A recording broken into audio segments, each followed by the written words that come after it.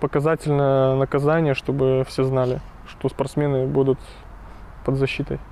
What our responsibility and our remedies is to protect the athletes.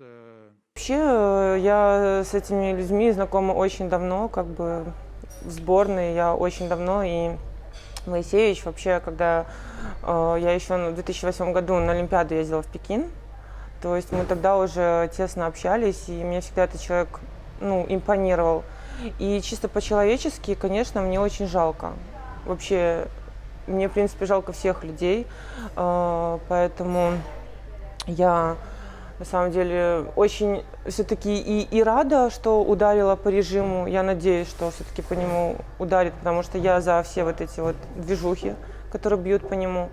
Но, конечно, я думаю, мне все равно какой-то есть осадок за свою сборную, что все-таки это время нас очень сильно разделило, и мне пришлось все-таки убежать со своей страны, и ни один спортсмен нас в этом не поддерживает, все боятся высказаться.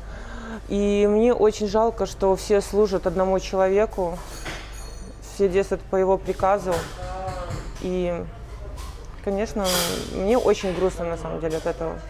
Ничего хорошего в этом нет.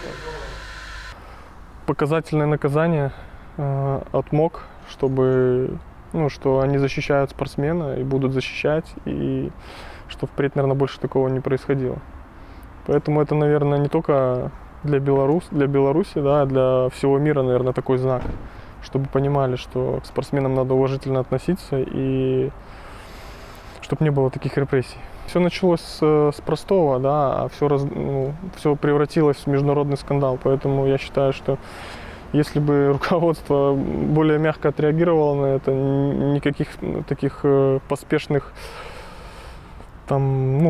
депортация, какие-то приказы и так далее, ничего бы такого не было. Поэтому я считаю, что это правильное решение со стороны МОК.